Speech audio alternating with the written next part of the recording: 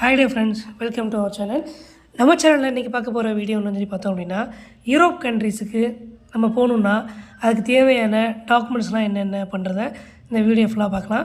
அதுக்கு முன்னாடி நம்ம சேனல் நீங்கள் ஃபஸ்ட் டைம் வரீங்கன்னா நம்ம சேனலை சப்ஸ்கிரைப் பண்ணுங்கள். அப்போ தான் இந்த மாதிரி வீடியோஸ் எல்லாம் உங்களுக்கு நோட்டிஃபிகேஷனாக கிடைக்கும். இந்த வீடியோ பிடிச்சிருந்துச்சுன்னா லைக் பண்ணுங்கள். வாங்க வீடியோக்குள்ளே போகலாம். அதாவது பொதுவாக பார்த்தீங்க அப்படின்னா யூரோப் கண்ட்ரி போகணுன்னா அதுக்கு முக்கியமான டாக்குமெண்ட்ஸ் என்னென்னன்றதை நம்ம இந்த வீடியோவில் ஷேர் பண்ணுறோம். இந்த டாக்குமெண்ட்ஸ்லாம் இல்லை அப்படின்னா கண்டிப்பாக நம்மளால் யூரோப் கண்ட்ரிக்கு போகவே முடியாது. அது என்னென்ன டாக்குமெண்ட்ஸுன்றதை நம்ம தொடர்ந்து இந்த வீடியோவில் பாருங்கள், ஸ்கிப் பண்ணாமல் பாருங்கள், அப்போ தான் உங்களுக்கு புரியும். யூரோப் கண்ட்ரின்னு எடுத்துட்டிங்க அப்படின்னா ஃபஸ்ட்டு நார்த் சைடு பார்த்தோம்னா Norway, Sweden, Finland, Denmark and Iceland. இது நார்த் யூரோப் சொல்லுவாங்க. அடுத்து வெஸ்ட் யூரோப் பார்த்திங்க அப்படின்னா France, German, united kingdoms and Spain and Italy. இதெல்லாம் west Europe. East Europe side பார்த்தோம்னா Russia, Ukraine, Poland, Romania and Hungary. இது ஃபுல்லாமே ஈஸ்ட். சவுத் சைடு பார்த்தோம் அப்படின்னா இத்தாலி, ஸ்பெயின், போர்ச்சுகல் அண்ட் துருக்கி. இது ஃபுல்லாமே south Europe. And central Europe Austria, Germany, Hungary, Lithuania, Poland and Switzerland. இது ஃபுல்லாக ரோமானியா. இது ஃபுல்லாமே சென்ட்ரல் யூரோப். வேர்ல்ட்லேயே ரொம்ப அழகான பிளேஸ் பார்த்திங்க அப்படின்னா யூரோப் கண்ட்ரி. ரொம்ப எக்ஸ்பென்சிவான கண்ட்ரியும் அதுதான் சொல்லலாம். நான் சுவிட்சர்லாந்துக்கு டூரிஸ்ட் விசா அப்ளை பண்ணி விஎஃப்எஸ் ஆஃபீஸில் நடந்த அனுபவங்கள் எல்லாமே நான் கூட ஷேர் பண்ணுறேன். அதுக்கு தேவையான முக்கியமான டாக்குமெண்ட்ஸ்லாம் என்னென்னன்றதையும் நான் ஷேர் பண்ணுறேன். வீடியோ ஸ்கிப் பண்ணாமல் லாஸ்ட் முடிய பாருங்கள். ஃபஸ்ட்டு விசா எப்படி அப்ளை பண்ணுறதுன்னு பார்க்கலாம். vfsglobal.comனு ஒரு வெப்சைட் இருக்குது. அதில் போயிட்டு எங்கேருந்து எந்த கண்ட்ரிக்கு போகிறோம் அப்படின்றத செலக்ட் பண்ணிட்டோம் அப்படின்னா அதில் தேவையான டீட்டெயில்ஸ்லாம் கேட்பாங்க. உங்கள் நேம் எல்லாமே கொடுத்து நீங்கள் லாகின் பண்ணி ஸ்லாட் புக் பண்ணிடணும். அந்த வீடியோ நீங்கள் பார்க்கலன்னா நான் கீழே டிஸ்கிரிப்ஷனில் லிங்க் கொடுக்குறேன். நீங்கள் அந்த வீடியோ செக் பண்ணி பாருங்கள். அதுக்கு ஃபீஸ் அரௌண்ட் 5300 வரும். ஆக்சுவலாக விசா ஃபீஸ் 1800 தான். நம்ம செலக்ட் பண்ணுற அந்த ப்ரீமியம் மெத்தடு, அப்புறம் கொரியர் சார்ஜு, இது எல்லாமே அடிஷ்னல் ஃபீஸாக வரும். அது என்ன ப்ரீமியம் சொல்லி பார்த்தோம் அப்படின்னா நம்ம விசா ஆஃபீஸுக்கு நம்ம போகும்போது அங்கே ப்ரீமியம் நீங்கள் கொடுத்துட்டீங்க அப்படின்னா அங்கேயே ஃபார்ம் ஃபில் பண்ணுறதுலேருந்து நமக்கு எல்லாமே கைட் பண்ணுவாங்க. அரௌண்ட் 1 hour 2 hours எல்லாமே கம்ப்ளீட் ஆகிரும். அவங்களே ஃபார்ம் ஃபில் பண்ணி அவங்களே நம்ம அடுத்தடுத்து என்ன பண்ணணும், அடுத்து என்ன ப்ரொசீஜர் போகணுன்னு எல்லாருமே ஹெல்ப் பண்ணுவாங்க. நீங்கள் ப்ரீமியம் கொடுக்கல அப்படின்னா ஒவ்வொரு விஷயமும் நம்மளாக பண்ணுற மாதிரி இருக்கும். ஃபஸ்ட் டைம் இந்த ஆஃபீஸுக்கு போகிறவங்களுக்கு அது ரொம்ப கஷ்டமாக இருக்கும். அதனால் நீங்கள் செலக்ட் பண்ணும்போது ப்ரீமியம் லான்ச் கொடுத்துட்டீங்க அப்படின்னா டேரெக்டாக நீங்கள் டோக்கன் வாங்கிட்டு ப்ரீமியம் லான்ச்சுக்கு போயிட்டீங்கன்னா ஒரு அசிஸ்டன்ட் நமக்கு வந்துடுவாங்க. அவங்க எல்லா விதமான டாக்குமெண்ட்ஸ்லையுமே அவங்க ஹெல்ப் பண்ணுவாங்க. ஸோ ப்ரீமியம் லான்ச் கொடுத்துருங்க. இது விசா அப்ளிகேஷன் பண்ணுறது. அங்கே என்னென்ன டாக்குமெண்ட்ஸ் சப்மிட் பண்ணணுன்றதை நான் வரிசையாக சொல்கிறேன். First visa application form. இந்த ஃபார்ம் நம்ம கூகுள்லேயே நிறையா இருக்குது. சுவிட்சர்லாந்து விசா அப்ளிகேஷன் ஃபார்ம் போட்டோம்னே வந்துடும். அதை நீங்கள் டவுன்லோட் பண்ணி அந்த ஃபார்மில் இருக்கிறதெல்லாம் ஃபில் பண்ணி அந்த ஃபார்மை மேனுவலாக கையில் எழுதக்கூடாது. நீங்கள் டவுன்லோட் பண்ணிட்டீங்கனாலே அதில் எடிட் பண்ணுற ஆப்ஷன் இருக்கும். நீங்கள் ஃபுல் அண்ட் ஃபுல் எடிட் பண்ணிடலாம். நானும் அந்த மாதிரி தான் எடிட் பண்ணி கொண்டு போய் சப்மிட் பண்ணியிருந்தேன். சப்மிட் பண்ணணும் அவங்க சொல்லிட்டாங்க இது ஓல்டு ஃபார்ம் இப்போ நியூ ஃபார்ம் இருக்குதுன்னு சொல்லிட்டு அவங்க ஒரு ஃபார்ம் கொடுத்தாங்க. அந்த ஃபார்மை எப்படி ஃபில் பண்ணுறதுக்கு அவங்களே கைட் பண்ணாங்க. அந்த ஃபார்ம் ஃபில் பண்ணிக்கணும். அடுத்து பாஸ்போர்ட் எக்ஸ்பைரி டேட் ரொம்ப க்ளோஸாக இருக்கக்கூடாது. அடுத்து பாஸ்போர்ட்டில் லாஸ்ட்டில் 2 blank பேஜ் இருக்கணும். அந்த பேஜில் தான் உங்களுக்கு விசா சீல் பண்ணி அனுப்புவாங்க. அதனால் பாஸ்போர்ட் கண்டிப்பாக கொண்டு போகணும். Next photos. இந்த ஃபோட்டோ எப்படி எடுக்கணும் அப்படின்னா நீங்கள் ஸ்டுடியோவில் போயிட்டு ஜெர்மன் விசா எடுக்கணும் அப்படின்னு சொன்னோம் அப்படின்னா அவங்களே அதுக்கேற்ற மாதிரி எடுத்து கொடுப்பாங்க. இதுக்கான கிரைட்டீரியா ஃபோட்டோ சைஸ் இருக்குது. அடுத்து பேக்ரவுண்டு ஒயிட் கலரில் இருக்கணும். நெக்ஸ்ட்டு அந்த ஃபோட்டோ பிரிண்டட் ஷைனிங் இல்லாமல் மேட் ஃபினிஷிங்கில் இருக்கணும். ஸோ இதான் ஃபோட்டோஸுக்கான கிரைட்டீரியா. Next cover letter. இந்த கவர் லெட்டரில் பார்த்தீங்க அப்படின்னா யாருக்கு வைக்கணும்னா இந்த consultant general embassy of Switzerland New Delhi. இந்த கவர் லெட்டரில் இப்படி வச்சு நம்ம என்ன பர்பஸுக்காண்டி நம்ம போகிறோன்றதை மென்ஷன் பண்ணோம். Requesting for issue Switzerland visa அப்படின்னு சொல்லி நம்ம சப்ஜெக்டில் கொடுத்து நம்மளோட பேர், நம்மளோட பாஸ்போர்ட் நம்பரு, இந்தியாவிலேருந்து அப்ளை பண்ணுறோம், நான் இந்த கம்பெனியில் ஒர்க் பண்ணுறேன், இல்லைன்னா நான் டூரிஸ்ட் விசாவுக்கு நாங்கள் போகிறேன், அதனால் எனக்கு வேணும்னு சொல்லிவிட்டு உங்கள்கிட்ட நீங்கள் என்னென்ன ஃபார்ம் சப்மிட் பண்ணுறீங்களோ எல்லாமே கொடுக்கணும். நான் ஜஸ்ட் ஒரு இதாக கொடுத்துறேன். வேலிட் பாஸ்போர்ட் இருக்குது, அப்புறம் photos, visa application form attach பண்ணியிருக்கேன் அப்படின்ற மாதிரி என்னென்னலாம் நீங்கள் அட்டாச் பண்ணுறீங்களோ அது எல்லாமே நீங்கள் இதில் கொடுத்துடணும். கொடுத்துட்டு நீங்கள் கீழே சிக்னேச்சர் பண்ணி நீங்கள் இதில் கொடுத்துட்டிங்கன்னா இதான் covering letter. Next flight ticket.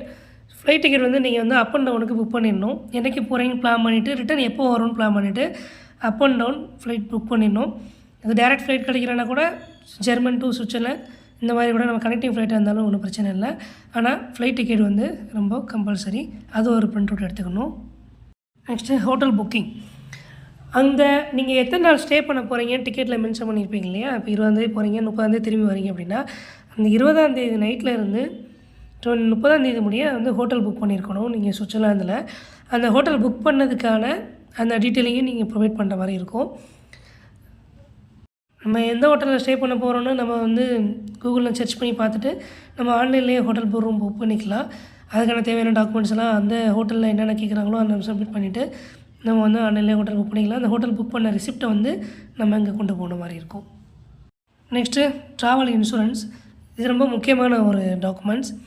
Travel insurance பார்த்திங்க அப்படின்னா நீங்கள் யூரோப் கண்ட்ரி போகணுன்னா அதுக்கு தேவையான எலிஜிபிலிட்டி இருக்குது. அந்த இன்சூரன்ஸ் எவ்வளோ கவர் ஆகணும்னு 3000 யூரோஸ் இருக்கணும்.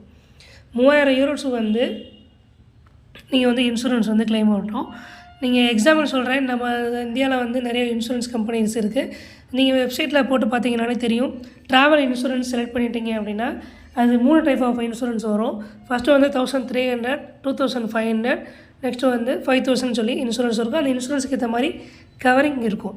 அதாவது எதுவும் நம்மளோட ப்ராடக்ட் எதுவும் பொருட்கள் ஏதாவது மிஸ் ஆகிடுச்சு, இல்லைன்னா ஒரு சின்ன ஆக்சிடென்ட் இந்த மாதிரி இல்லை வாட்டவர் எதுவாக இருந்தாலும் அதை க்ளைம் பண்ணுறதுக்காக இருக்குது. 1300 கொடுத்தீங்க அப்படின்னா அவங்களோட அந்த 3000 யூரோஸ் கவரேஜுக்கு கம்மியாக தான் வரும். ரிஜெக்ட் ஆகிறதுக்கு நிறையா வாய்ப்பு இருக்குது. அதனால் 2500க்கு ஒரு இன்சூரன்ஸ் இருக்குது. அது நீங்கள் எடுத்தால் தான் அவங்களோட எலிஜிபிள் க்ரைட்டீரியாக்குள்ளே வர மாதிரி இருக்கும். 3000 யூரோஸ் நம்ம 2500 கொடுத்து இன்சூரன்ஸ் வாங்கினா அது கவர் ஆகும். இது டிபெண்ட் ஆஃப் நீங்கள் தங்குற டேட்ஸுக்கு ஏற்ற மாதிரி மாறும். அதனால் நீங்கள் கரண்ட் டேட்டில் நீங்கள் எப்போ போகிறீங்களோ அப்போ க்ரோமில் செக் பண்ணி பாருங்கள். கூகுளில் சுவிட்சர்லாந்து போகிறதுக்கான எலிஜிபிள் இன்சூரன்ஸ் அமௌண்ட் எவ்வளோ பார்த்துட்டு அதுக்கேற்ற மாதிரி நீங்கள் ஐஎன்ஆரை கன்வெர்ட் பண்ணி எவ்வளோக்கு இன்சூரன்ஸ் எடுக்க முடியும் அப்படின்றத இன்சூரன்ஸ் அந்த வெப்சைட்லேயே கொடுத்துருவாங்க. நீங்கள் நல்லா செக் பண்ணி பார்த்துங்க. அந்த எலிஜிபிளுக்கு கீழே நீங்கள் இன்சூரன்ஸ் எடுத்துருந்தீங்க அப்படின்னா ரிஜெக்ட் ஆகிறதுக்கு வாய்ப்பு இருக்குது. அதனால் இதையும் செக் பண்ணி பார்த்துக்குங்க. Next financial proof. அதாவது உங்கள் பேங்க் ஸ்டேட்மெண்ட் லாஸ்ட்டு 3 மந்த்துக்கு எடுத்துக்கணும். லாஸ்ட்டு 3 மந்த்துக்கு அவங்க பேங்க் ஸ்டேட்மெண்ட் எல்லாமே ஒரு பிரிண்ட் அவுட்டில் எடுத்துகிட்டு அதை நீங்கள் சப்மிட் பண்ணுற மாதிரி இருக்கும். பேங்க் ஸ்டேட்மெண்ட் நீங்கள் உங்கள் கம்பெனி மூலமாக நீங்கள் போகிறீங்க, வேறவங்க உங்களை ஸ்பான்சர் பண்ணி கூட்டிகிட்டு போகிறாங்கனாலும் உங்களோட பேங்க் ஸ்டேட்மெண்ட் வேணும், அவங்களோட பேங்க் ஸ்டேட்மெண்ட் வேணும், உங்களோட பேங்க் ஸ்டேட்மெண்ட்டும் வேணும். So last 3 month bank statement எடுத்துங்க. இந்த பேங்க் ஸ்டேட்மெண்ட்டில் உங்களுக்கு எந்த பேங்க்கோ அங்கே போயிட்டு seal and signature front and back side கண்டிப்பாக வேணும். Next employment document. நீங்கள் ஒரு கம்பெனி மூலமாக போகிறீங்க அப்படின்னா அந்த கம்பெனியோட ஜிஎஸ்டி நம்பர் வேணும். அடுத்து பார்த்தீங்க அப்படின்னா அந்த கம்பெனியோட ஐடி இன்கம் டேக்ஸ் 3 இயர்ஸுக்கு வேணும். லாஸ்ட்டு 3 இயர்ஸுக்கு அந்த கம்பெனி இன்கம் டேக்ஸ் பே பண்ணியிருக்கணும். அடுத்து அந்த பேங்க் அந்த நீங்கள் ஒர்க் பண்ணுற கம்பெனியோட பேங்க் ஸ்டேட்மெண்ட்டு ஃபுல்லாமே நீங்கள் சப்மிட் பண்ணுற மாதிரி இருக்கும். 3 மந்த்துக்கு லாஸ்ட் 3 மந்த்துக்கு அந்த பேங்க்கோட ஸ்டேட்மெண்ட்டு. Next IT returns. அடுத்து சிஐஎன் அப்படின்னு ஒரு டாக்குமெண்ட்ஸ் இருக்குது. அந்த டாக்குமெண்ட்டு உங்கள் கம்பெனிலேருந்து கண்டிப்பாக நீங்கள் வாங்கிக்கணும். இது ஃபுல்லாமே கம்பெனியோட டாக்குமெண்ட்ஸ். நீங்கள் ஒர்க் பண்ணுற கம்பெனிலேருந்து இவங்க இந்த கம்பெனியில் தான் ஒர்க் பண்ணுறாங்க, இந்த போஸ்டிங்கில் இருக்கிறாங்க, இவங்கள இந்த பர்பஸுக்காண்டி நான் அங்கே அனுப்புகிறேன் அப்படின்ற மாதிரி ஒரு லெட்டர் கொடுப்பாங்க. அதுவும் இல்லாமல் இவங்களுக்கு இவ்வளோ சேலரி அப்படின்றதையும் அதில் மென்ஷன் பண்ணியிருப்பாங்க. அதனால் இந்த லெட்டரை கண்டிப்பாக வாங்கிக்கோங்க. நீங்கள் உங்கள் ஃபேமிலியோடு போகிறீங்க அப்படின்னா உங்கள் மேரேஜான சர்டிஃபிகேட் வேணும், பர்த் சர்டிஃபிகேட் வேணும், உங்கள் கிட்ஸுக்கு குழந்தைகளுக்கான சர்டிஃபிகேட்ஸ் வேணும். இந்த சர்டிஃபிகேட்ஸ்லாம் நீங்கள் ப்ரொவைட் பண்ணுற மாதிரி இருக்கும். நீங்கள் சிங்கிளாக போகிறதா இருந்தால் இதெல்லாம் ஸ்கிப் பண்ணிடலாம். Next visa fees. இந்த விசா ஃபீஸ் பார்த்தீங்க அப்படின்னா 8100 வந்துச்சு சுவிட்சர்லாந்துக்கு. நான் இந்த டேட்டில் வீடியோ மேக் பண்ண டேட்டில் அப்ளை பண்ணும்போது, அதுக்கு முன்னாடி நம்ம விஎஸ்எஃப் அப்பாயின்மெண்ட் ஸ்லாட் புக் பண்ணுவோம் இல்லையா, அதுக்கு 5000 300 டோட்டலாக வந்து 14,000 வரும். இந்த நம்ம வந்து ஸ்லாட் புக் பண்ணி நம்ம அங்கே அட்டன் பண்ணி டாக்குமெண்ட் சப்மிட் பண்ணிவிட்டு விசா கிடச்சி நமக்கு கொரியர் வர வரைக்கும் 14,000 செலவாகும். இது விசா ஃபீஸ். லாஸ்ட்டு 3 மந்த்து உங்களுடைய சேலரி ஸ்லிப்பு வந்து ரொம்ப முக்கியம். இதில் ஒரு முக்கியமான விஷயம் என்னன்னு சொல்லி பார்த்தோம் அப்படின்னா, நீங்கள் கம்பெனி மூலமாக போகிறீங்க அப்படின்னா நீங்கள் ஃபில் பண்ணுற ஃபார்மில் வந்து ஸ்பான்சர்ஷிப் டு மை கம்பெனி அப்படின்னு சொல்லி கொடுத்துட்டு ஆல் எக்ஸ்பென்சஸ் டு மை கம்பெனின்னு டிக் பண்ணிட்டீங்க அப்படின்னா உங்களுக்கு எல்லாமே கம்பெனி பார்த்துக்கிறோன்றக்காக உங்கள் கம்பெனி டாக்குமெண்ட்ஸ் வந்து நீங்கள் என்ன கொடுத்துருப்பீங்க. உங்கள் கம்பெனியோட ஜிஎஸ்டி நம்பர் எல்லாமே கொடுத்துருப்பீங்க, உங்கள் கம்பெனியோட பேங்க் ஸ்டேட்மெண்ட்லாம் கொடுத்துருப்பீங்க. அதனால் வந்து எல்லாமே கம்பெனி பார்த்துக்குவோம். ஸோ நீங்கள் நம்ம டூரிஸ்ட் விசாவில் போகிற மாதிரி இருந்துச்சு அப்படின்னா உங்களோட ஐடி ரிட்டர்ன்ஸ் வந்து ரொம்ப தேவைப்படும். லாஸ்ட்டு 3 இயர்ஸுக்கு வந்து நீங்கள் ஐடி ரிட்டர்ன் ஃபைல் பண்ணியிருக்கணும். இன்கம் டேக்ஸ் நீங்கள் சப்மிட் பண்ணணும். உங்களோட பேங்க் ஸ்டேட்மெண்ட் வந்து நீங்கள் கொடுக்கணும். இது ஃபுல்லாமே வந்து டூரிஸ்ட் விசாவுக்கான கிரைட்டீரியா. இதுக்கெல்லாம் கொடுத்து தான் நம்ம வந்து அங்கே போக முடியும். அடுத்து அங்கே போய் பார்த்தீங்க அப்படின்னா நான் சொன்ன டாக்குமெண்ட்ஸை ஃபுல்லாக எடுத்துகிட்டு நீங்கள் அங்கே போனீங்கன்னா ப்ரீமியம் லான்ச் ஒரு பர்சன் வந்து நமக்கு வந்து ஹெல்ப் பண்ணுவாங்க. அவங்க வந்து ஃபார்ம் எவ்ரிதிங் எல்லாமே அவங்க ஃபில் பண்ணி கொடுப்பாங்க. பண்ணிவிட்டு நம்ம வந்து அப்ளை பண்ணிடலாம். அப்ளை பண்ணி முடிச்சோன்னா பார்த்தீங்கன்னா பயோமெட்ரிக்னு ஒரு இது இருக்குது. நம்ம ஃபிங்கர்ஸ் எல்லாமே வந்து ஸ்கேன் பண்ணுவாங்க, நம்மளோட ஃபோட்டோ எடுப்பாங்க. நம்ம கொண்டு போன ஃபோட்டோ இல்லாமல் அங்கேயும் ஒரு ஃபோட்டோ எடுப்பாங்க.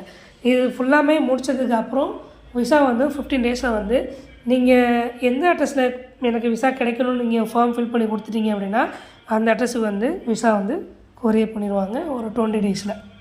ஸோ இதான் ஃப்ரெண்ட்ஸ் இந்த வீடியோ எந்த முடிய எல்லாமே டாக்குமெண்ட்ஸ் தான் சொல்லிட்டேன். இது ஃபுல்லாமே கரெக்டாக இருந்தால் தான் வந்து விசா கிடைக்கும். இல்லைன்னா விசா வந்து மறுபடியும் ரீஷெடியூல் போடுவாங்க, இல்லைன்னா கேன்சல் பண்ணுவாங்க. அதனால் அந்த டாக்குமெண்ட்ஸ் தான் கொண்டு போவாங்க. இந்த வீடியோ உங்களுக்கு பிடிச்சிருந்துச்சுன்னா லைக் பண்ணுங்கள், நம்ம சேனலுக்கு சப்ஸ்கிரைப் பண்ணுங்கள்.